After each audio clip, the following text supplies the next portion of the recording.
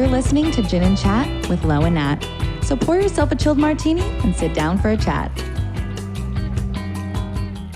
Don't have a conniption. Drink it. Cheers.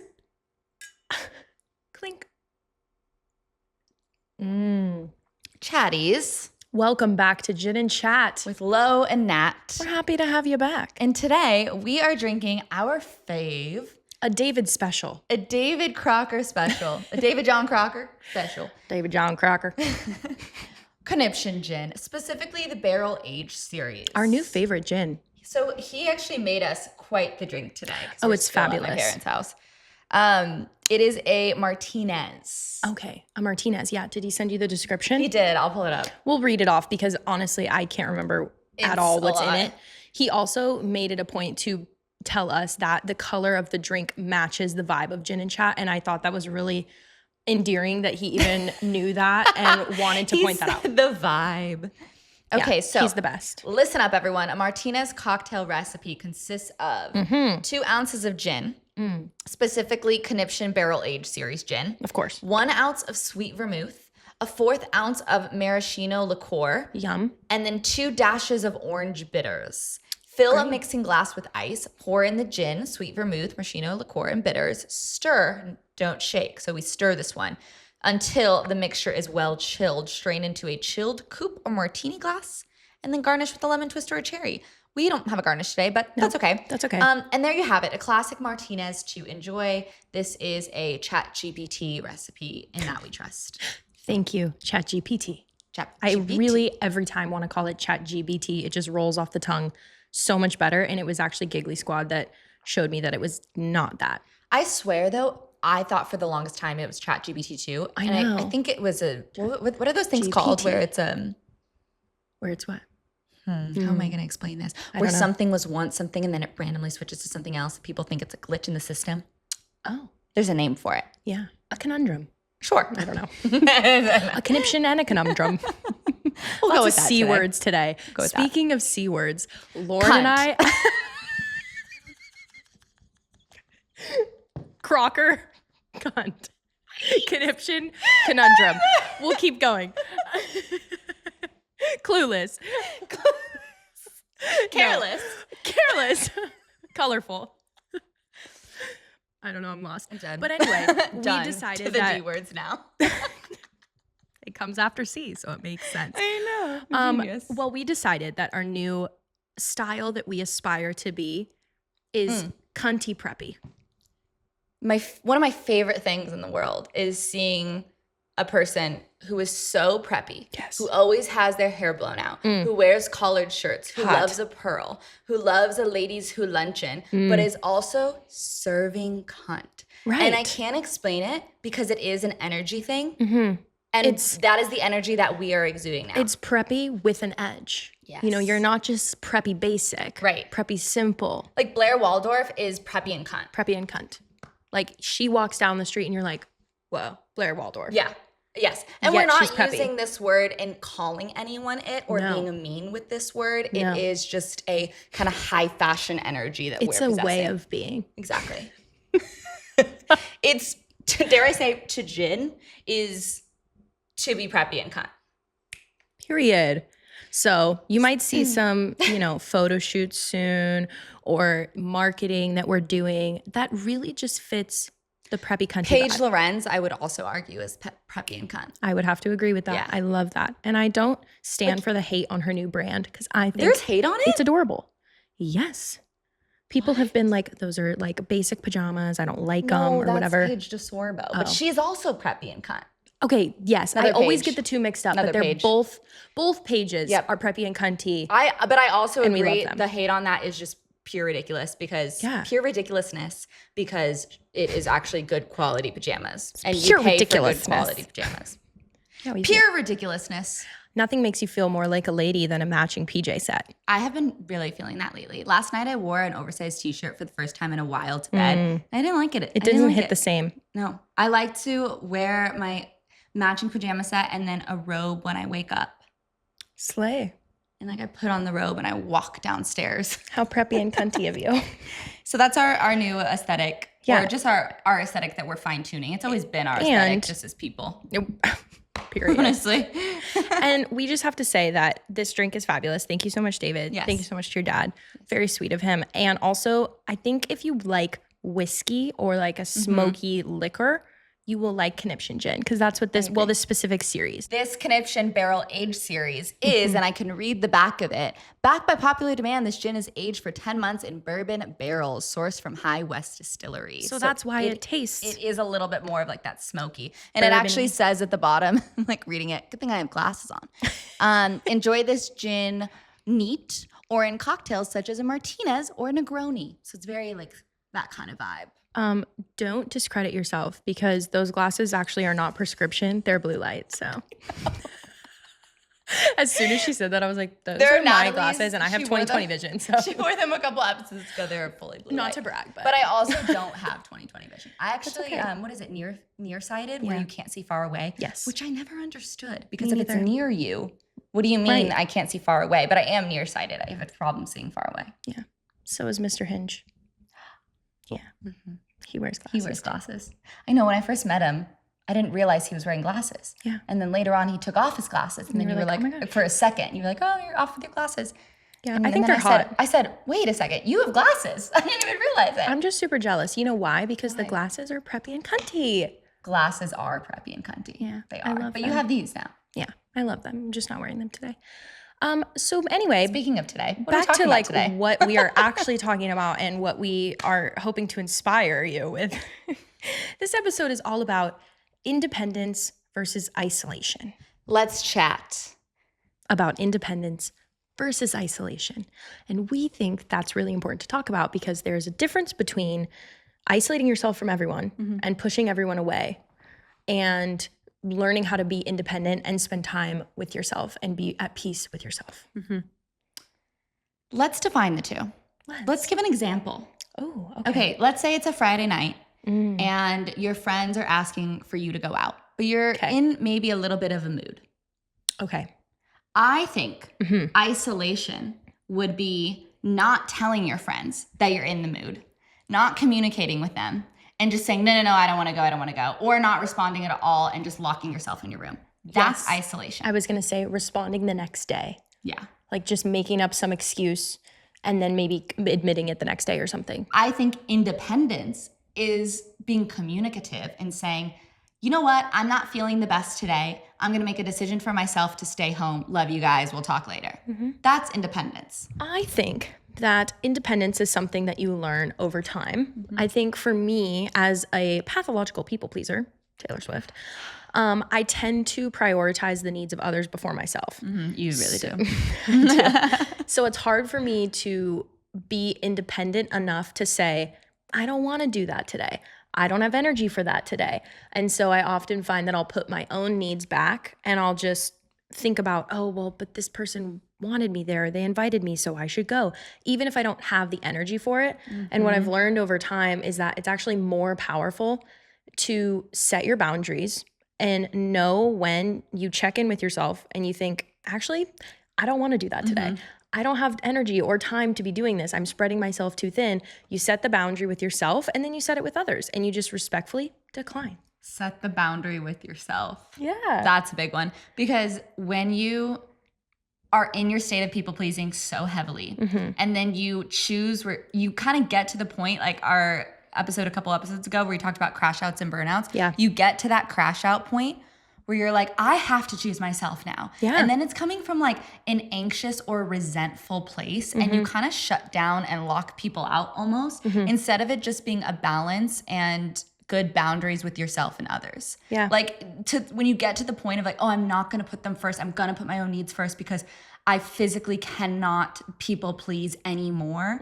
You've gotten to that far extreme that it almost becomes like resentful. Yes. And then you bring that shut down energy to even the things that should be bringing you joy and energy. Does that make sense? Yeah, it does. Yeah. Because also when you know, if you're not honoring what you as an individual needs, it's going to show in any scenario. So you may not be able to set that boundary with yourself. So then you end up going out when you shouldn't, or you're too tired or you're burnt out.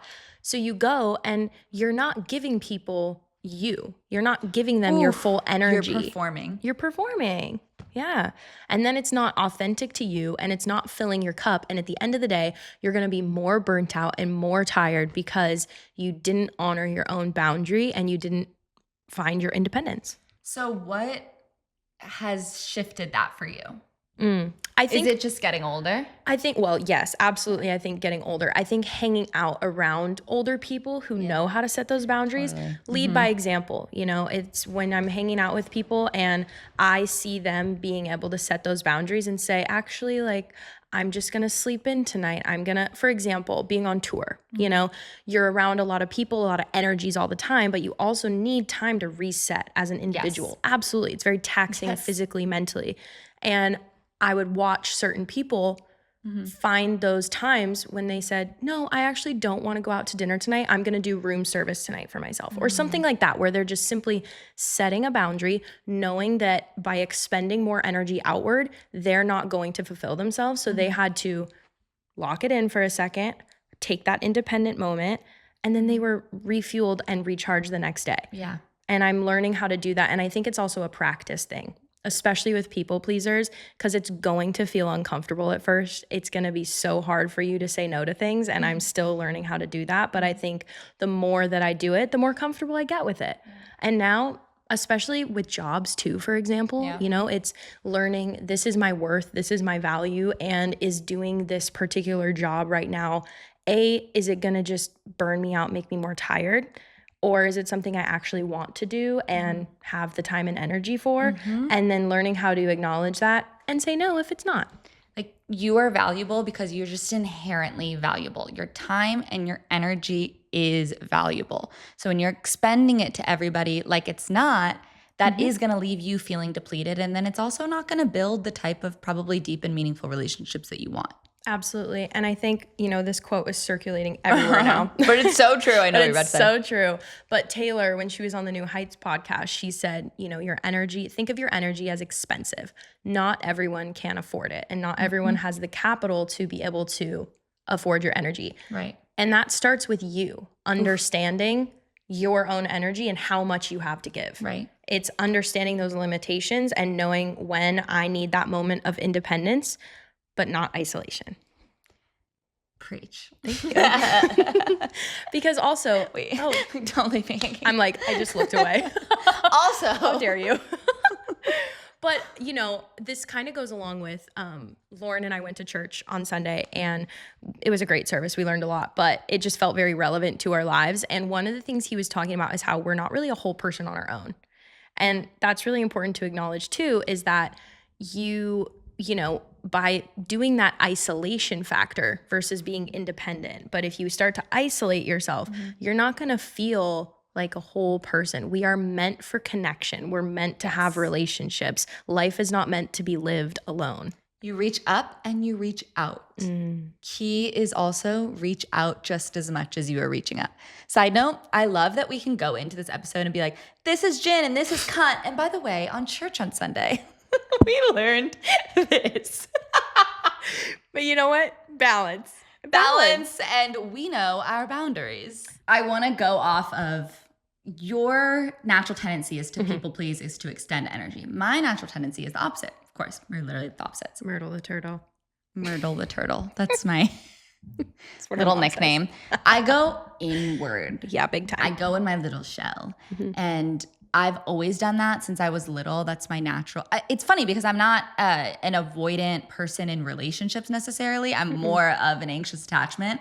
But just when I'm going through something, I have a really hard time reaching out for help and having someone come and help me. Sorry, I'm getting texted from my mom. We have an AC guy coming, and I just want you guys to know it is so freaking hot in here, and we are wearing pants and long sleeve tops. We should not be.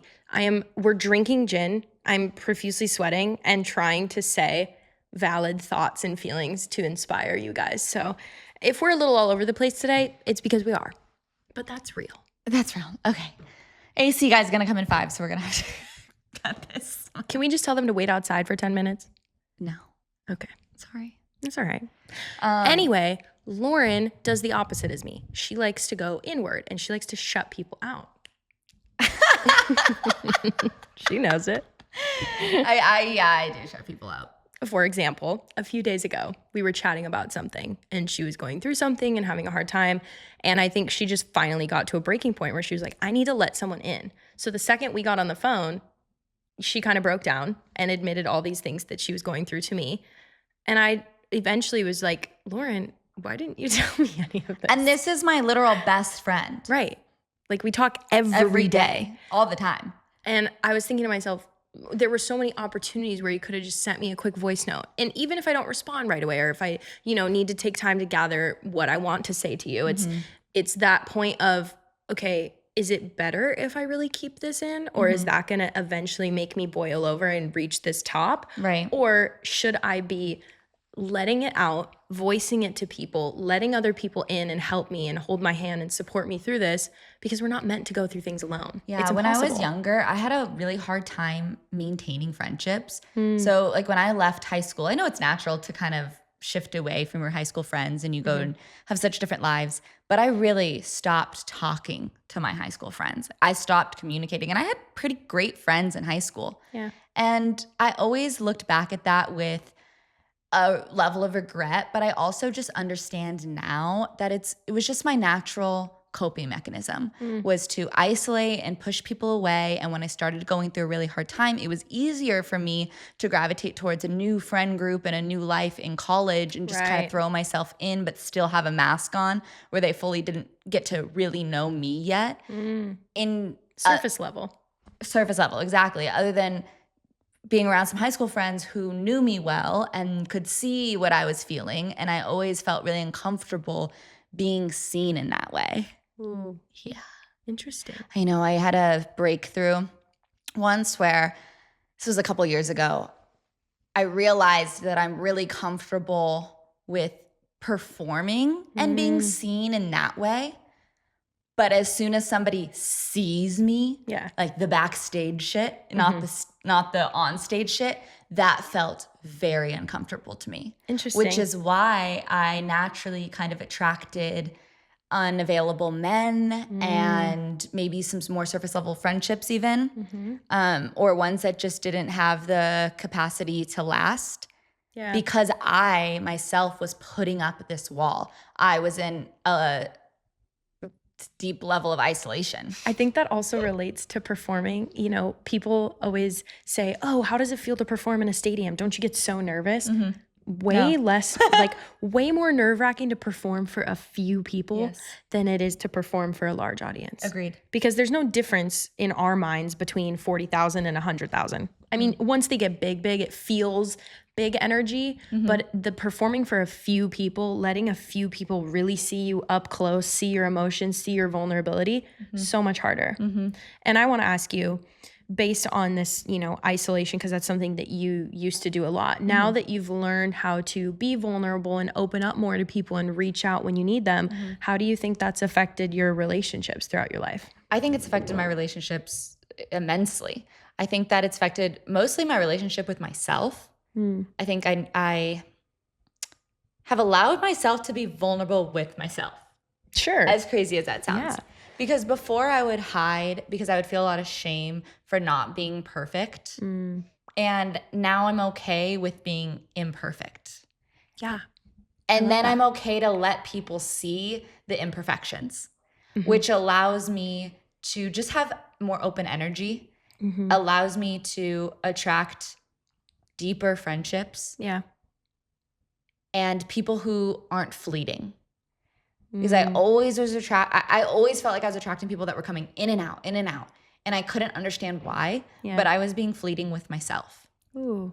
So I think maybe to sum that all up, the quality of people that I've attracted into my life have been better. I love that. Yeah. And what's interesting? I think you're talking about this level of perfectionism with yourself, which I can relate to heavily. I think I grew up with a lot of that. I put a lot of pressure on myself. So it was almost hard for me to be independent because I didn't like to sit with myself. It was this weird balance of I was a people pleaser And I liked to just please other people because I felt uncomfortable being independent and sitting with myself. For example, the thought of like, I'm the type of person where if I'm going to an event, I'm going to try to find someone to go with me. I don't like to show up to things alone. Hate that feeling. Also, like, can't imagine going to see a movie by myself. I think I could now. Definitely. I've gained a lot more independence over the years and in my later 20s. But that's hard for me to do. It's hard for me to sometimes be comfortable just sitting with myself and sitting in silence. But then on the flip side of that, it's hard for me to ask for help. Right. And I'm stubborn and independent in that sense, where I don't want to admit that I'm a broken person. I don't want to admit that I need help. There's something that I feel this guilt or this sense of weakness when I have to reach out to people and ask for help. So that's my isolation, I think. Interesting. It's, my isolation is instead of allowing people in and understanding that I'm imperfect and that's okay and it's a beautiful thing, instead of reaching out for help, I shut down. I've learned that over time, asking for help is a beautiful thing. It's not a bad thing. I think when you can understand the value that you bring to the table and know that those skills have a limit. We've all got a limit. We've all got our specialties and the things that we bring to the table. And when it's an appropriate time to reach out to people and ask for help and add value to your life through connection and relationships. Period. Yeah. I think isolation, to sum it all up, isolation is weakness. Independence is true strength. Hyper independence is weakness. That's very profound. Yeah, it's the gin, baby. And the glasses. And the glasses. Makes you smarter, obviously. Blocks the blue light. I love that. But truly, ponder on that for a second. Ponder on that, if you will. There is a fine balance where you have to realize that you cannot do it alone. No. You have to reach out for help, but also you have to do it in a balanced and healthy way. Yeah. And what does that mean to you? And set your boundaries for yourself. So I think a task that you could do after listening to this episode would be to sit down, grab a piece of paper, good old piece of paper and a pen. We love writing things down because you remember it better when you write it down. Just saying. And you should write down your boundaries for yourself or understanding, journal about where are the times when you feel energized or, do you tend to be someone that isolates and doesn't reach out for help, and how do you overcome that? Or how do you feel you could do a journaling exercise where you try reaching out to someone when something goes wrong? How did it make you feel? Did it help you when you extended that olive branch and you asked for help? Or was it uncomfortable for you? How did you learn from it? I would add to that too. Take yourself on a little artist date while you do it, because I know you said that you kind of feel uncomfortable being alone. And I think that really is a skill that we do have to learn, because we grow up and you just want to be around your friends, and you see the stories in old movies where it's like the kid that's being bullied is eating lunch alone in the bathroom, So you think of alone time as a sadness. Yeah, that's so true. Isn't it? Yeah. But it really isn't that. And I've recommended this book before. I'll recommend it again. I actually, funny enough, I was with my guy friends from high school who I haven't seen in years. And one of them wants to be a DJ. So I recommended him The Artist's Way, because I think I think everybody should read this book, especially if you're in an artistic field or want to pursue one. Yeah. But part of what it talks about in the book is every week a task is to go on what they call an artist date. And you take yourself alone to a coffee shop to grab some lunch, whatever it is, at least 30 minutes where you're sitting alone with your own thoughts. No phone. You can bring your journal. You can bring a book, but not isolating. Not isolating, but just kind of removing yourself for 30 minutes or so, finding away your from independence, everybody else's opinion, going into independence, not hyper independence, and not isolation. Love. So I would say maybe go to your artist date and then do it in that side. Journal about what brings you energy. Yeah. And I love a solo date. One thing that I started doing when I realized that I needed to reach out to people was my therapist made me draw a circle and then put who I wanted in that circle, and then put who maybe I didn't have to know me on that deep level outside of the circle. So I knew who I could go to. A Venn diagram. And it really makes a Venn diagram. And it really makes you think about, okay, really, who am I? Who's in my inner circle? And we talked about that in our friendship episode too. Yeah, both of these episodes really go hand in hand, I think. Yeah. It's I important. agree. I mean, you have your standards for, like, we're kind of going down the list. You have your standards for dating, you have your standards for friendships, and then now you have your boundaries for yourself and your independence. Yes. Very important. So keep listening to Gin and Chat and you're going to be perfect. Basically what we're saying is that you should really listen to our advice because we're geniuses. But this kind of advice is also helping us because, again, these are things we go through all the time. Yeah. The other week, like Nat started this episode with the story. Yeah. I'm literally 27 years old. I'm talking about this on a podcast and I still had trouble reaching out to my literal best friend when I was going through a hard week. Yeah. And it happens to everyone. And I think this podcast sometimes is our therapy. Yeah. I feel like when we voice our thoughts out loud to the universe, to the chatties, Yes. it validates our feelings. Let's be honest. Like, the chatties are the universe.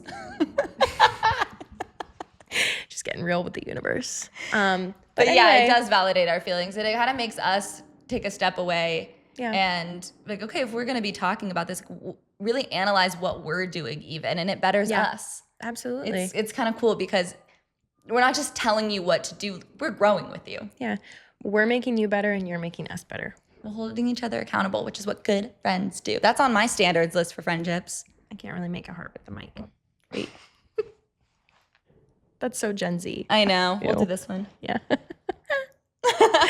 I'm like, we're too Clip old for that. Anyway, we hope you enjoyed this episode about independence versus isolation. Mm-hmm. And we really hope that your takeaway from this is that you can sit with yourself and learn how to find strength in independence versus weakness in isolation. Agreed.